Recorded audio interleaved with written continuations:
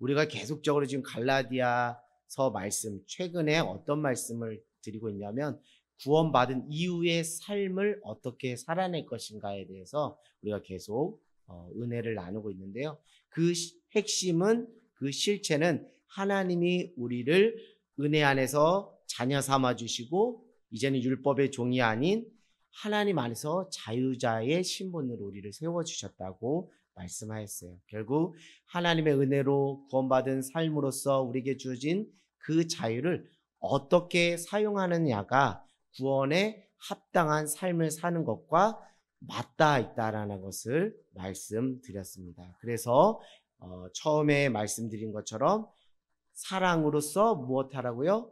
종노릇하라. 그 자유로 육체의 기회를 삼지 말고 사랑으로 서로 종노릇하라, 이렇게 겉면에 말씀을 드렸고요. 이 사랑을 가지고 이 자유를 가지고 사랑으로 종노릇하고, 두 번째 무엇하지 말라고요? 육체의 일을 도모하지 말라고, 육체의 소욕, 육체의 욕심을 따라 행하지 말라고 했어요. 왜냐하면 이 육체의 소욕을 따라 육체의 일을 하는 그 모든 것들의 그 본질 안에는 공동체를 하나 되게 하는 것이 아니라 공동체를 갈라놓는데 그 자유를 악용하고 있다는 것을 말씀드립니다. 그러면서 또 한 가지 축으로 반대적으로 말씀드리면 성령의 열매를 맺으라 라고 말씀을 드렸어요. 성령의 9가지 열매를 여러분 잘 보시면 그것은 서로 하나 되게 하는 것이에요. 공동체가 하나 되게 하는 것이에요. 결국 무엇입니까? 하나님이 주신 그 은혜의 자유를 구원받은 이후에 합당한 삶으로서 무엇하는 데 힘써 사용하였다는 거요. 서로 사랑으로 종노릇하며 지체 안에, 교회 안에, 주님의 몸된 교회가 서로 하나 되는 것을 힘쓰는데 그 자유를 썼다라는 것이죠. 사랑하는 여러분 하나님께서 은혜로 주신 그 자유를 여러분은 어떻게 사용하고 계십니까? 그 자유를 통해서 무슨 일들을 감당하고 있는지 여러분 스스로 한번 질문을 던져보기를 원합니다. 그러면서 제가 1절에 말씀드렸듯이 그 자유라는 것은 결국 우리 인간의 감정과 생각과 그 의지에 띠를 띄우면서 하는 그것이 아니라 결국 성령의 감동을 따라 성령님과 동행함을 따라서 성령님께 그 모든 전 존재를 맡김으로 그분께 순종함으로 나가는 것. 그래서 그분의 인격과 그분의 성품의 성숙도는 무엇이에요? 내 자유를 육체의 기회로 삼는 것에 대한 강한 거부감. 다시 말씀드리면 내게 주신 그 은혜의 자유를 가지고 사랑으로 종노릇하는 것에 그 기쁨을 두고 그 기쁨 가운데 살아가는 깊이와 정도가 그분의 그 신앙과 인격의 수준의 정도를 가름할 수 있는 척도다라는 것이죠. 사랑하는 여러분이 사랑으로서 종노릇하는데 여러분의 인생의 의미와 보람과 기쁨을 느낀다면 여러분들의 신앙과 인격은 깊이가 있다라고 말씀을 드릴 수 있어요. 그런데 여러분, 한 공동체 안에 여러분 신앙이 있는 분도 있지만 또 신앙이 부족한 분들도 있잖아요. 육체의 일을 도모하여 하나님 앞에 범죄하는 자들도 있다 말이죠. 반대로 성령의 열매를 맺으며 그 살아가는 자들도 있다라는 거예요. 공동체 안에는 여러 수준의 여러 상황의 성도들이 한데 모여서 신앙 생활한다는 거예요. 예수님께서 일찍이 말씀드렸죠. 내가 온 것은 의인을 부르러 온 것이 아니라 죄인을 부르러 온 것이다. 어찌 보면 교회라는 공동체는 죄인들의 공동체예요. 근데 그 죄인들의 공동체는 어떤 은혜가 있냐면 내가 정말 사랑 많이 받은 죄인이구나. 그런 죄인된 나를 하나님의 자녀 삼아 주시구나라는 것을 그 은혜를 깨닫는 공동체가 무엇이라고요? 교회 공동체라고요. 근데 많은 분들이 특별히 세상 사람들은 교회 공동체 하면 완벽한 공동체, 뭔가 흠결이 없는 공동체라고 오해하는 경우가 있는데 교회만큼 부족하고 허물 많은 곳도 없다라는 것이죠. 그러나 누구든지 예수 그리스도 안에 있으면 변하여 새로운 피조물이 되는 그 은혜를 또 맛볼 수 있는 공동체가 세상의 어떤 공동체가 아니라 교회 공동체라는 것이 교회의 신비라는 것을 여러분들에게 말씀드립니다. 우리 하늘땅 교회 안에도 예수님을 만나서 예수님 안에서 변화된 이야기들이 간증으로 계속 은혜로 젖어들고 있어요. 우리 지난번에도 목사님 말씀하셨듯이 정말 신앙생활을 뜨뜻미지근하게 하다가 최근에 또 하나님 은혜를 주셔서 자발적으로 주방에 가서 손을 걷어 올리고 설거지하는 한 우리 남자 집사님의 이야기를 들으면서 많은 은혜와 감사가 돼요. 결국 하나님께서 영혼을 변화시키는구나. 한 인생 가운데 하나님의 은혜가 부어지면 그 영혼을 하나님께서 아름답게 빚어가시는구나. 결국 우리 삶에 정말 하나님의 선하심과 하나님의 신실하심을 바라보면서 하나님께 모든 삶을 우리의 목회와 사역을 맡겨야겠구나라는 생각을 합니다. 그러면서 이제 갈라디아 교회의 그 문제가 다른 데 있지 않고 거짓 교사들이 자꾸 호신탐탐한 이들의 믿음을 흔드는 거예요. 그래서 그 속에서 범죄한 자들도 생겨나는데 그런 범죄한 자들의 모습, 믿음이 부족하여 육체의 일을 도모한 자들의 그 실체가 드러나거든 우리에게 어떻게 자유를 행사하라고 이렇게 말하고 있죠? 1절을 이렇게 말하고 있습니다. 형제들아, 사람이 만일 무슨 범죄한 일이 드러나거든 여러분에게 은혜로 주신 그 자유를 가지고 어떻게 행사하라고요? 신령한 너희는 온유한 심령으로 그러한 자를 어떻게 하라고요? 바로 잡으라는 거예요. 여기서 신령한 너희는 이라는 뜻은 은혜를 아는 너희들은, 은혜를 깨달은 너희들, 하나님의 그 용서의 은혜를 경험한 너희들, 죄인된 우리를 먼저 사랑으로 품으신 그 하나님의 사랑을 깨달은 너희들은 온유한 심령으로 그들을 바로 잡으라는 것이죠. 그것에 너희의 자유를 행사하기를 원한다 이렇게 이야기를 합니다. 그러면서 한 축으로는 그렇게 말씀드리고 한 축으로는 무엇이라 말하죠? 그 자유를 가지고 너 자신을 살펴서 너희도 시험에 들까 조심하라 이렇게 이야기를 하고 있는 것이죠. 사랑하는 여러분, 성경이 말하는 자유라는 것이 성경에서 말하는 그 자유라는 것은 반드시 관계성을 기반에 두고 있는 거예요. 하나님께서 기뻐하시는 그 자유는 내가 하고 싶은 대로, 내가 원하는 대로, 내가 느끼는 대로, 내가 생각하는 대로, 내가 하고 싶은 대로 한 개인의 차원에서 생각하는 그 자유가 아니라 반드시 관계성을 기반으로 공동체 안에서 그 자유가 어떻게 행사되기를 원하는지를 주님께서 이 성경의 말씀을 통해서 권면하고 있다는 것을 말씀을 드립니다. 결국 그 자유를 나 개인의 유익을 위해서 하나님이 은혜 가운데 주신 것이 아니라 공동체 안에서 어떻게 하면 잘 선용해서 사용할지 그 초점을 두고서 하나님께서 우리에게 자유를 주셨다는 것을 여러분 알기를 원합니다. 그래서 여기 방금 전에 말씀드렸듯이 그 자유를 가지고 무엇 하는 데 쓰라고요? 사랑으로 종로를 타는데 이게 다 무엇에 기반을 둔 거예요? 관계성에 기반을 둔 거예요.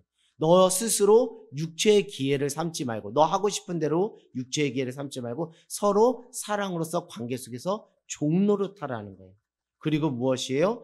육체의 일로서 서로 갈라놓는데 그 자유를 쓰지 말고 공동체가 서로 하나 되는데 성령의 열매를 맺음으로 하나 되는데 힘써 그 자유를 사용하라는 것을 말씀드립니다. 사랑하는 여러분, 여러분이 하나님이 은혜로 주신 그 자유를 가지고 공동체 안에서 어떻게 여러분 그 자유를 사용하셨는지 한번 여러분 스스로에게 물어보기를 원합니다. 결국 내가 쓰고 있는 그 자유, 하나님의 은혜로 주어진 그 자유, 구원받은 이후에 합당한 삶으로서 행사되는 그 자유가 어떻게 사용되느냐에 따라서 그것이 긍정적으로도 또는 부정적으로도 영향을 미칠 수 있다는 것을 우리가 유념하는 저와 여러분 모두가 되기를 원합니다. 여러분 2절을 한번 보세요. 2절을 보니까 너희가 짐을 서로 지라. 이것도 다 하나님이 주신 자유를 어떻게 행사하느냐의 권면의 말씀인데 어떻게 하라는 거예요? 관계 속에서 서로의 짐을 너희가 서로의 짐을 서로 지라는 거예요. 그리고 믿음이 부족한 자들 그냥 판단하고 정죄하고 배제시키는 것이 아니라 온유한 심령을 가지고, 신령한 너희는 온유한 심령을 가지고 그들과 다시 또 관계 속에서 그 자유를 가지고 잘 권면해서 바로 잡으라고 하는 것. 다 이게 보면 관계적인 부분에서 일어나고 있는 것이죠. 결국 사랑하는 여러분, 여러분 안에 하나님의 은혜로 주어진 그 자유를 가지고 여러분은 2절 말미에 있는 것처럼 그리스도의 법을 성취하는데 그 자유를 사용하고 있는지를 여러분 깨닫는 저와 여러분 모두가 되기를 원합니다. 여러분이 하나님의 은혜로 주신 그 자유를 가지고 그리스도의 법을 성취하라고 2절에 말하고 있잖아요. 결국 그리스도의 법이라는 것은 그 법을 제정하신 분이 누구라는 거예요? 예수 그리스도시라는 것이죠. 결국 우리가 예수님을 닮아가는 것, 예수님이 정말 그 죄인을 사랑하시되 끝까지 사랑하셔서 그 십자가에 자신의 몸을 내어주고 제자를 사랑할 때 끝까지 사랑하심으로 세족식을 하고 또 성찬식을 하면서 또 피값을 흘리시면서 사랑하셨던 그 사랑처럼 우리도 예수님을 닮아가고 예수님의 성품을 참여하여 예수님이 행하셨던 그 자유의 모범적인 모습을 우리가 따라가는 것이 우리가 그리스도의 법을 성취하는 거예요. 근데 여러분, 이것은 인간의 노력으로 되는 것이 아니라 날마다 우리가 성령 안에 있으므로 하나님이 주신 그 말씀과 그 기도 안에서 하나님의 깊은 은혜를 깨닫고 그 은혜의 발로 하여서 우리가 예수님을 닮아갈 수 있다라는 거예요. 이것이 그 복음의 능력이라는 것이죠. 이 복음을 경험한 자는 결국 그리스도의 법을 성취하는 방향으로 그 자유를 행사하게 되어 있다라는 것이죠. 그러면서 이렇게 이야기합니다. 특별히 3절에 만일 누가 아무것도 되지 못하고 된 줄로 생각하면 스스로 속임이라 이렇게 이야기하면서 4절에 각각 자기의 일을 살피라 이렇게 얘기하고 있고요. 5절에 각각 자기의 짐을 질 것이니 라고 이야기를 하고 있습니다. 사랑하는 여러분, 특별히 교회 공동체 안에 하나님께서 세우신 그 리더분들에게 있어서는 이 말씀을 잘 여러분 유념하시고 적용해 보기를 원합니다.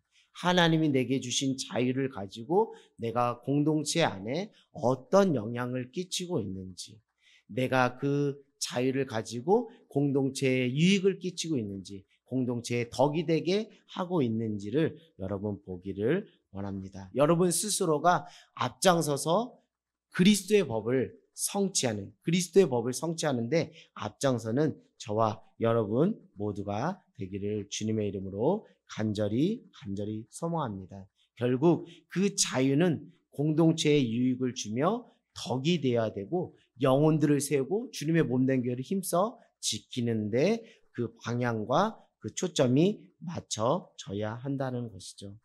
많은 청년들, 많은 우리 젊은 세대들이 목사님 꼭 교회에 나와서 신앙생활을 해야 될까요? 꼭 교회에 나와서 예수님을 믿어야지 우리가 구원받을 수 있을까요? 그렇게 말하는 청년들도 있습니다. 그런 신앙인들의 모습도 있어요. 말로는 무슨 말씀이든지 다 할 수 있지만 신앙은 이론이 아니라 실제예요. 신앙생활은 이론적으로 하는 것이 아니라 실질적으로 하는 것이죠. 결국 신앙의 의식화가 필요하지만 신앙의 생활화가 필요하다는 거예요.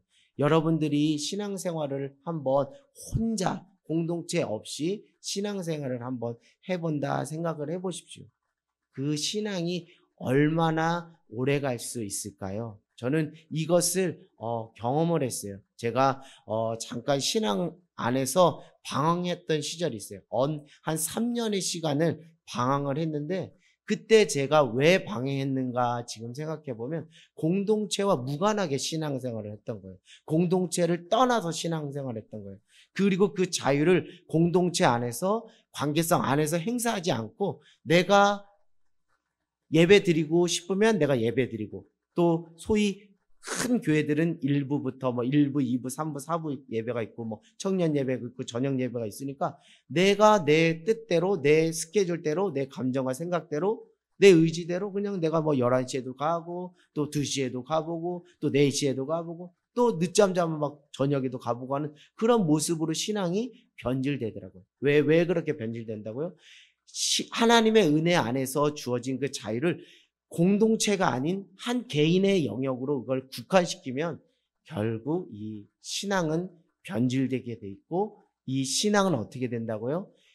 육체의 일로, 육체의 기회를 삼는데 쓰게 된다는 것을 제가 알게 되었어요. 결국 사랑하는 여러분, 우리가 좀 불편해요. 공동체를 이루면서 신앙생활하는 것은 불편합니다. 특별히 교회의 규모가 작으면 뭐 우리 소위 이렇게 말하죠. 옆집에 숟가락 젓가락 개수 다 아는 것처럼 우리가 자그만 공동체를 이루다 보면 사람들의 그 속사정까지도 다 알게 되다 보니까 그것에 대한 불편함과 부담감을 가지고 공동체를 멀리하며 정말 제 3자적인 입장으로 신앙생활하는 경우도 있습니다. 충분히 저는 이해를 해요. 충분히 이해를 합니다. 그러나 여러분의 믿음과 여러분의 영혼이 자라는 편을 여러분이 깊이 있게 고민한다면 결국 공동체 속으로 더 깊이 있게 들어가기를 주님의 이름으로 권면을 드립니다. 왜냐하면요, 공동체 안에 들어가야 나의 진 면목을 볼 수 있거든요. 나의 믿음의 참된 실력을 볼 수 있거든요. 공동체 안에 와야 결국 복음 앞에 내가 직면할 수 있거든요. 내 자신을 주님 앞에서 객관화할 수 있거든요. 그렇기 때문에 공동체에 나와서 신앙생활하는 것이 정말 중요하다는 것이죠.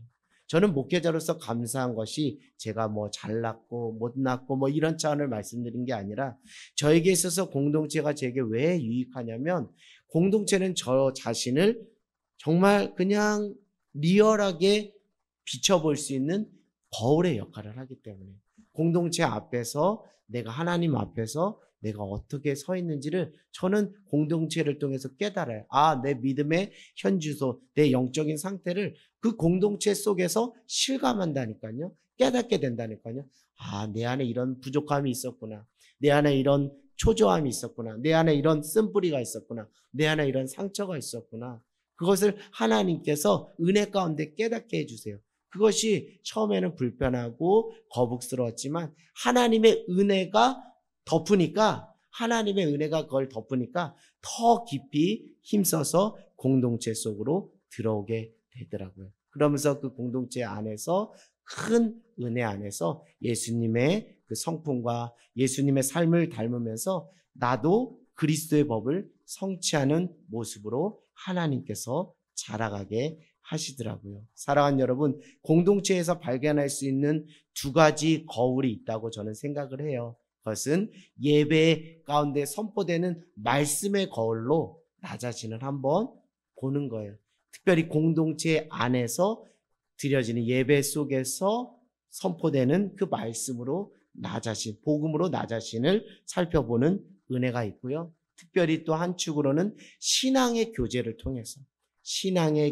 통해서 나 자신을 들여다보는 은혜가 있습니다. 우리 하늘 땅으로 말하면 소그룹 모임을 통해서 정말 나 자신을 비춰보는 그런 은혜를 경험하게 됩니다. 특별히 저는 이제 청춘교회에서 소그룹 인도를 같이 하며 교제하는데 제가 우리 청춘교회 식구들에게 무엇인가를 더 먹여준다라는 생각 전혀 하지 않습니다. 왜냐하면 그분들의 신앙의 연습 또한 인생의 경륜을 통해서 제가 많은 것을 배우거든요. 정말 살아 움직이는 잠언과 전도서의 그 말씀이 우리 청춘교회 성도들의 입술의 고백을 통해서 제가 깨닫게 돼요.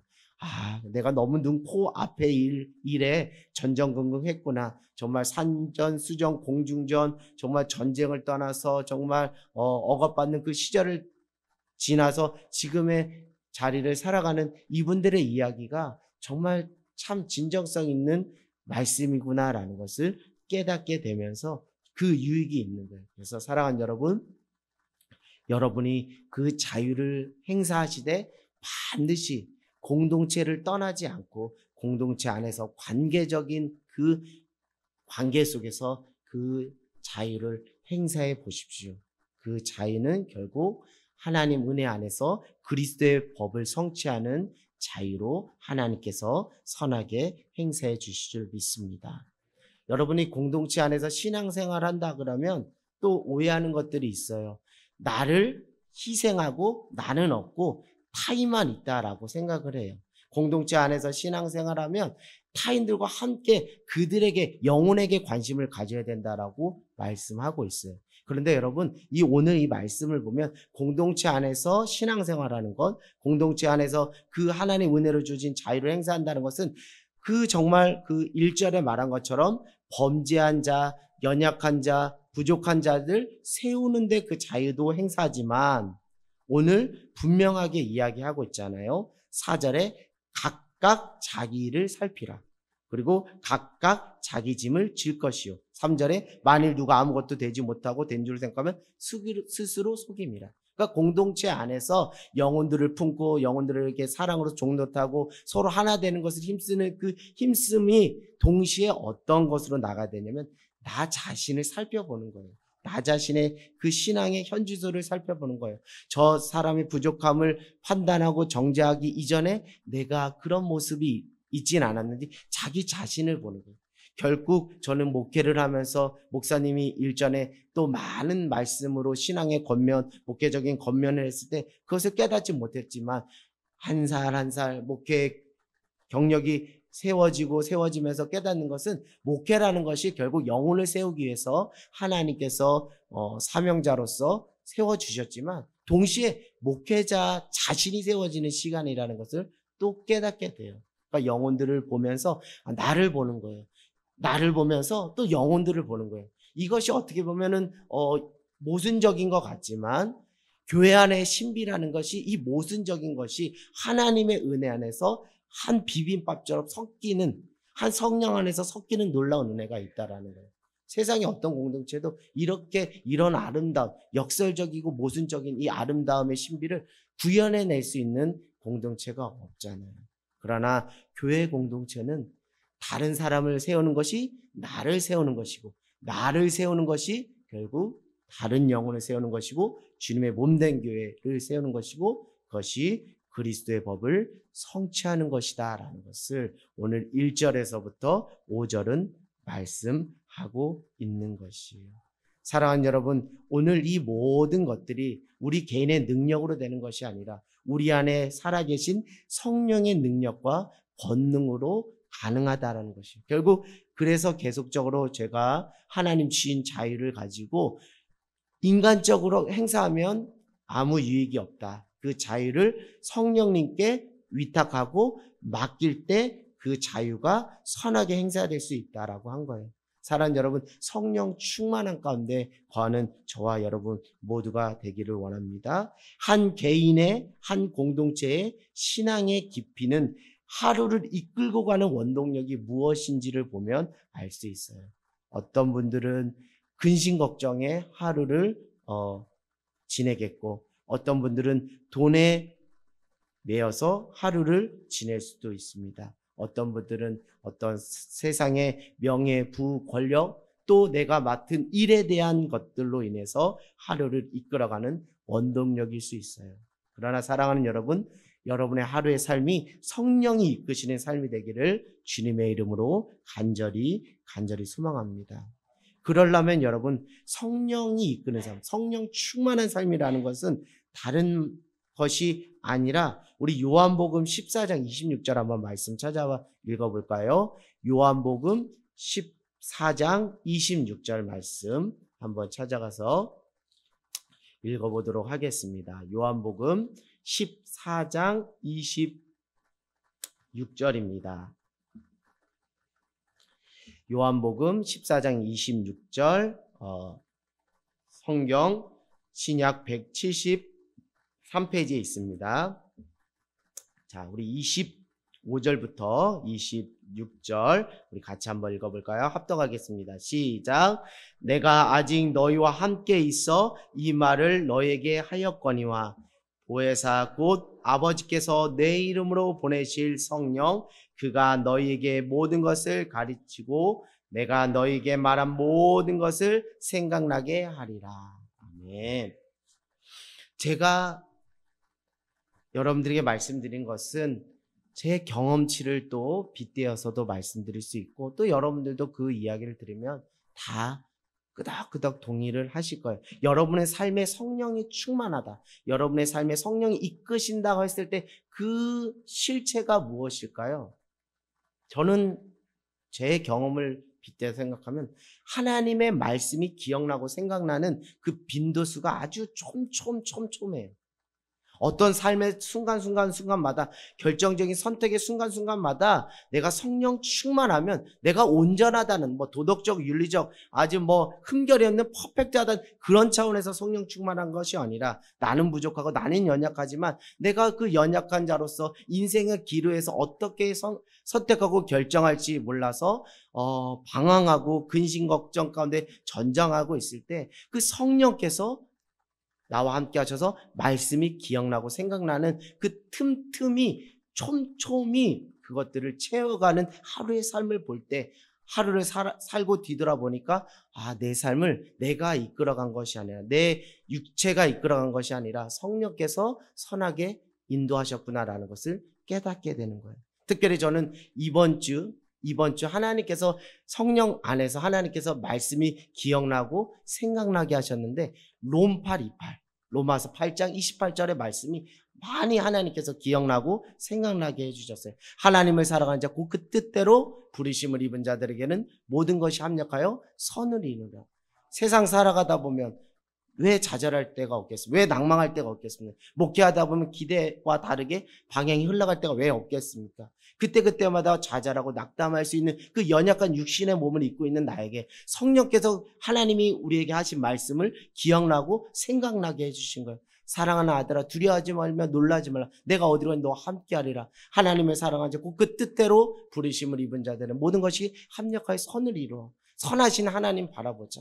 환경 보지 말고, 사람 보지 말고, 평가 보지 말고 선하신 하나님 바라보자. 그 선하신 하나님 앞에 너의 삶을 맡길 때 그 선하신 하나님이 너의 연약함조차도, 너의 부족함조차도 선으로 전화이고 역전시켜 줄 거야. 그러니 힘내렴. 그래서 그렇게 말씀하신 거야. 그러니까 육신적으로 좌절하거나 낙담하지 않고 그 말씀이 기억나고 생각나므로 그 말씀을 또 위로받고 힘 얻어서 또 살아갈 수 있는 힘이, 그 원동력이 거기서 오는 거예요.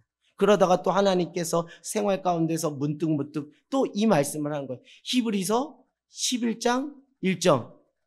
믿음은 바라는 것들의 실상이요 보이지 않는 것들의 증거니. 오늘 하나님께서 나에게 요구하신 게 과연 무엇일까? 내가 원하는 것은 이것이지만 하나님이 과연 나에게 원하신 건 뭘까? 그래, 그것이구나. 바로 믿음이구나. 마지막 때 인자가 무엇을 보겠느냐? 믿음을 본다 그랬지. 그래, 내가 지금 이러고 있을 때가 아니지. 내가 지금 내 영적인 현주소가 내가 무엇을 방향을 잡고 내가 무엇에 목적을 두고 살아야지. 믿음이구나. 내가 하나님이 원하시는 것이 믿음이구나. 그래, 믿음을 드려야지. 믿음의 결단을 드려야지. 환경을 넘어서 믿음으로 하나님의 뜻을 따라 순종하며 나가야지. 너에게 인내가 필요하면 너희가 하나님의 뜻을 행한 후에 하나님이 약속하신 것을 얻기 위함이라, 받기 위함이라. 히브리서 말씀 다 이렇게 말씀이 그때마다 생각나게 해주시는 거예요. 복음으로 춤추는 여러분 되길 원합니다. 성령 안에 매인 여러분 되길 원합니다. 주일날 들었던 말씀, 실질적인 꿀팁으로 말씀드리면, 주일날 들었던 말씀, 주중에 들었던 말씀 다 우리 유튜브에 올라가요. 한 번 더 여러분 들어보세요. 그러면 마음의 신비에 새겨지는 놀라운 은혜가 있더라고요. 어떤 분이 저에게 이런 이야기를 하더라고요. 목사님, 이제 같은 학교에서 근무하시는 분인데 사서 선생님이 이러는 거예요. 제가 이제 딸내미의 그 수아의 그 문해력에 대한 고민 때문에 이런저런 이야기를 하는데, 선생님, 목사님, 반드시 애들 책을 읽을 때 자기가 소리내서 읽을 수 있도록 해주세요라고 하더라고요. 그래서 그게 무슨 말인가 하고 들었더니 오감을 자극해야 장기 기억으로 저장된다고 하더라고요. 근데 저는 이것이 단순한 어떤 선생님의 교수법, 학습법 이런 것으로 들리지 않았어요. 그래, 신앙의 원리도 이와 맞닿아 있구나. 내가 하나님의 말씀을 눈으로 읽는 것뿐만 아니라 눈으로 읽으면서 입술로 고백하면 시각과 청각이란 오감이 작동해서 내 마음에, 내 생각에, 내 마음에 더 많이 작동하는구나. 그걸 깨닫게 해주시더라고요. 그래서 제가 수업 때마다 애들한테 찬양을 틀어줍니다. 우리 아이들이 가장 좋아하는 찬양이 은혜라는 찬양이에요. 그래서 얘들아, 너 이거 듣기만 하지 말고 보기만 하지 말고 너의 입술을 열어서 크게 한번 외치면서 찬양해봐라. 그러면 그게 네 소리가 또 너의 귓전에 들려서 그 은혜가 세상에 흩날리는 것이 아니라 너의 마음에 심겨져. 너 공부할 때, 너 운동할 때 히브리서 11장 1절 믿음은 바라는 것들의 실상이요 보이지 않는 것들의 증거니. 지금은 보이지 않지 친구들아? 지금은 실제가 아니지. 그러나 너희가 그 말씀을 의지해 살아가면 너희가 믿음이 무엇인지를 증명하는 증인으로서, 증거자로서 하나님이 너희들을 쓰실 거라고 말씀을 드렸더니 하나님께서 그 아이들의 또 영혼의 눈을 열어주셔서 아는지 모르는지 모르겠지만 그 아이들의 입술에서 아멘 아멘 하는 소리를 들으면서 하나님의 그 능력, 하나님의 은혜는 정말 영혼을 변화시키는 놀라운 은혜가 있구나라는 생각을 하게 되었습니다. 제가 최근에 읽었던 글귀 중에 제 마음에 와닿는 글귀가 있었어요. 그것은 다른 것이 아니라 기적에 하나님을 추구할 것인가, 하나님의 기적을 추구할 것인가. 여러분 이것이 어떤 의미인지 아시겠어요?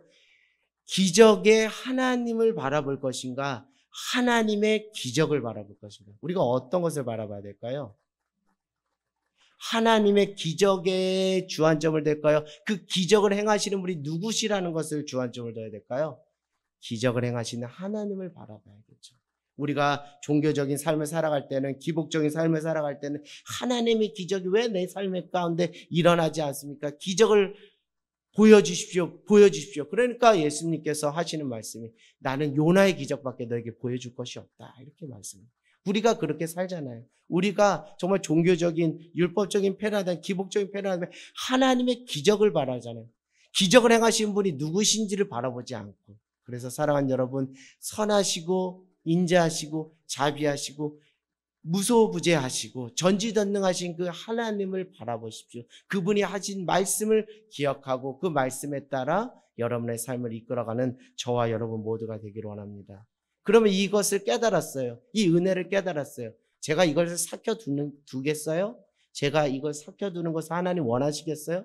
아니잖아요. 어떻게든지 그 은혜를 예배의 자리에서 쏟아내기를 원하시는 거예요. 그래서 그 은혜를, 하나님 주신 자유를 깨닫는 은혜를 이 공동체라는, 이 말씀의 자리라는 그 관계성과 그 공동체 속에서 또 이렇게 이야기를 하는 거예요. 왜냐하면 제가 받은 그 은혜가 또 흘러 다른 영혼들을 세우는데 하나님께서 선하게 사용하실 것을 믿기 때문이죠. 그래서 여러분 소그룹 때 받은 은혜가 있다면 혼자 삭히지 마시고, 또 받은 은혜와 또 말씀이 있다면 혼자 삭혀두지 마시고 그 자유를 가지고 은혜 위에 은혜가 되는데, 은혜 나누는데 그 자유를 한번 사용해 보세요. 그러면 믿음이 부족한 자 반드시 하나님이 은혜로 다시 세워주시고 그 가정 회복시켜주시고 그 교회와 공동체를 세워주실 줄 믿습니다. 여러분, 우리가 이런 모든 것들이, 일련의 모든 것들이 계속 우리 목사님 또 제가 계속 복음에 대한 설교를 하는 이유는 다른 것이 아니에요. 이제는 우리가 율법을 넘어 이제는 어디로 가야 된다고요? 복음으로 가야 돼요. 종교를 넘어서 우리가 무엇으로 가야 된다고요? 신앙으로 가야 돼요. 그러니까 우리 안에 있는 정말 쾌쾌 묵은 굳은 마음들을 제거하고 영적인 체질을 좀 바꾸기를 하나님이 원하신다라는 거예요. 사랑하는 여러분, 우리의 영적인 체질이 주님 은혜 안에서 바꿔지기를 원합니다. 그것을 그것을 빼내려고 하는 것이 아니라 무엇을요? 은혜를 적시면 되는 거예요. 여러분, 검은 어둠을 빼내려고 할 필요가 있겠어요? 어둠아 가라 하고 막 할 필요가 있겠어요? 무엇을 비추면 어둠은 사라지게 돼 있죠?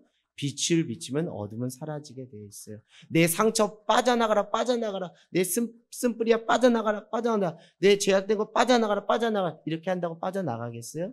그렇지가 않아요. 복음에 담겨진 하나님의 은혜를 우리가 경험하고 적신받고 날마다 성령님과 동행할 때 그것이 어느 순간 그 죄를 은혜가 덮어서 밀어내고, 그 상처와 쓴뿌리를 은혜가 밀어내서 은혜가 왕노릇하는 자리로 우리를 선하게 인도해 주실 줄 믿습니다. 사랑하는 여러분, 말씀을 마칠게요.